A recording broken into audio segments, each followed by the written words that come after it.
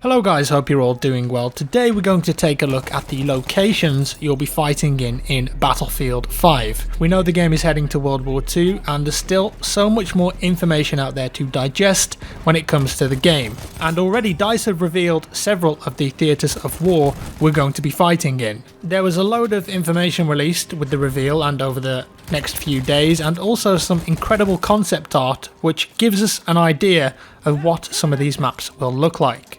When BF1 launched, DICE took an interesting route with it, and they showed us theatres of war that perhaps we weren't that familiar with. With that in mind, I wanted to take a look at some of the more interesting battles and theatres of war that we're probably going to see in the new game. The obvious ones that we already know about, and some that are a bit more left field. So DICE confirmed in the base game we'll be fighting in France, Norway, Rotterdam and the North African Theatre of War. That means at launch it looks like there won't be any Pacific battles, but we will get onto those shortly. With that in mind, let's take a look at some of the biggest battles that we'll be fighting in BF5 based on the locations that we know.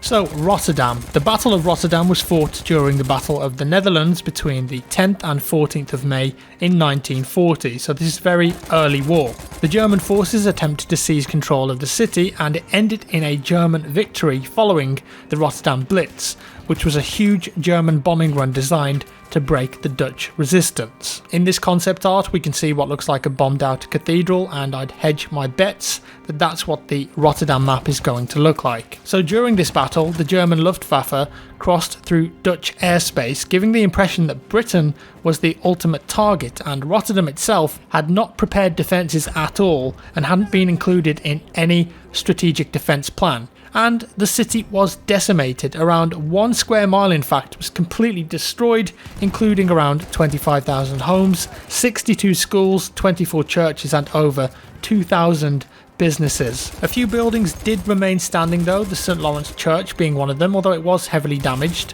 One of the other buildings to survive was the Witterhuis, which was built in 1898 and was one of the first high-rise buildings in Europe. Apparently even today you can still see bullet marks on the building. Pretty crazy. I think the city of Rotterdam would make for a very interesting city map, depending on how destroyed it is. Obviously with the new fortification system, one would hope that there'll be several opportunities there to rebuild buildings that are destroyed. And with Rotterdam being specifically mentioned, I think it's a safe bet on the city being the focus of at least one of the maps in the game at launch. And then we've got Norway, and we'll take a look at these snowy concept arts here. Operation Weserübung was the codename for the German assault on Denmark and Norway during the Second World War and the opening of the Norwegian campaign. The relevance of Norway to both sides was pretty simple. A significant amount of iron ore came through the port of Narvik, on which Germany depended, and despite Norway being neutral, it was considered strategically important and vital for both sides. With that in mind, I think the Battle of Narvik could possibly be featured. It was fought from 9th April to 8th June 1940, again early war, as a naval battle, mainly taking place in the Ofot Fjord, which is an inlet of the Norwegian Sea about 200k north of the Arctic Circle, and a land battle in the mountains surrounding the city of Narvik, and that could make for a very interesting setting and a very beautiful snow map. There were quite a few battles that took place in Norway, but as they mention Norway and not a specific city, I get the feeling that the game will feature a couple of them. Operation Juno, for example, was a German naval offensive that took place quite late in the Norwegian campaign, designed to destroy supply lines for the French and British forces still fighting in the region, so perhaps that could feature too. I also came across an interesting battle called the Battle of Hegra Fortress, and this took place in 1940, and it was fought between a small force of Norwegian volunteers against a numerically superior German force. The fighting began at the Maracca railway line, but then fell back to the Hegra Fortress. The fortress itself is a mountain fortress built in the village of Hegra, originally as a border fort to defend against potential threats of invasion. Again, could be a very interesting setting for an attack and defend style map. Next up, let's talk about France. So it's very likely that in the reveal trailer what we saw is actually a map based on a battle from early in the war featuring a German assault on British positions along the Escaut River in northern France. The Germans' force made contact on 17th of May 1940, and the 54th Fortress Infantry Regiment defended the Escaut Bridge between Valenciennes and Bouchain, holding it until they eventually fell back towards Dunkirk. Dunkirk has also specifically been mentioned as somewhere we'll be fighting in a blog post on the Battlefield website, so very much looking forward to that. Now in the trailer we do see a bridge that's quite clearly under attack, and vehicles are on top of it, vehicles fall down from it, so maybe that will be a playable area of that map. The bridges at Hernies, Renaissance and Couverin were destroyed, so the map could represent one of those, and the battalions that were holding those fixed positions were evacuated during the Dunkirk evacuation. And Dunkirk, if you didn't know about it, I'm sure you did last year after Christopher Nolan's movie. And that was a defensive operation attempting to get British and Allied forces out of Dunkirk and back to British soil. And over 300,000 soldiers were saved during that operation. As I just mentioned, we're definitely going to experience this in BF5, although it could focus on the Battle of Boulogne, which took place just before the Dunkirk evacuation, and that was a defence of the port of Boulogne by French, British and Belgian forces in 1940. Irish and Welsh guards were attacked around the perimeter, and about 80 light bombers from the Royal Air Force helped to defend the port. I think a map based around the port and the surrounding town could be very interesting.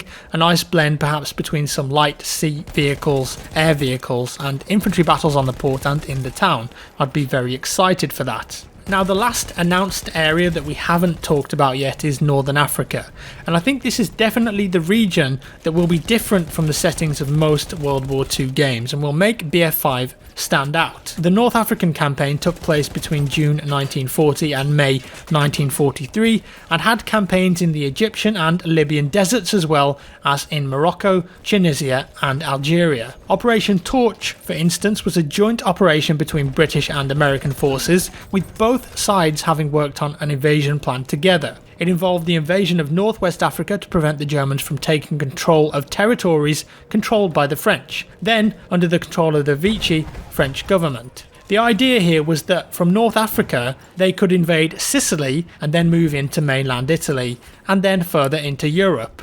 And this gives a number of very interesting locations that perhaps you wouldn't think of when your mind goes to World War II. So we could have a map based in Algiers, for instance, the capital city of Algeria, where the Eastern Tank Force landed, or perhaps a map based in Oran, where the Central Task Force landed. Algeria and Morocco were under the rule of Vichy France, and the government was seen by the Allied forces to be in collaboration with Nazi Germany, and as such were considered enemies and legitimate targets. One of the most famous North African battles was the Battle of El Alamein, and if you played BF 1942 you'll remember it because it was actually a map back in that game. And this was a battle between German and Italian forces against the British, with the Axis hoping to occupy Egypt and take control of the Suez Canal, a key location in World War I and also BF1 too. The 1942 battle was actually the second battle of El Alamein, and the Allied forces were victorious, and it ended the Axis threat in Egypt and, most importantly, the Middle Eastern oil fields via North Africa. So what I've just covered there are very likely locations for what we already know about the game, and I think DICE are definitely going for 1940 here as the opening of the game, and as they've explained, they've got this Tides of War service which will take you on a thematic journey through the war. So I think they're literally going to do it by years. But what about all of the other classic World War II battles that you might be more familiar with? Well, there are certain battles that I'm 100% sure will be covered down the line. For instance, one of the biggest and bloodiest battles of World War II was the Battle of Stalingrad, and that took place between August 1942 and February 1943, and it had horrific losses on both sides. In total, it had between 1.9 and 2 million soldiers killed, wounded or captured. It wasn't just one of the biggest battles of World War II though, but it's still regarded as one of the biggest in the history of human warfare. And Stalingrad, of course, if you remember, was featured in BF 1942.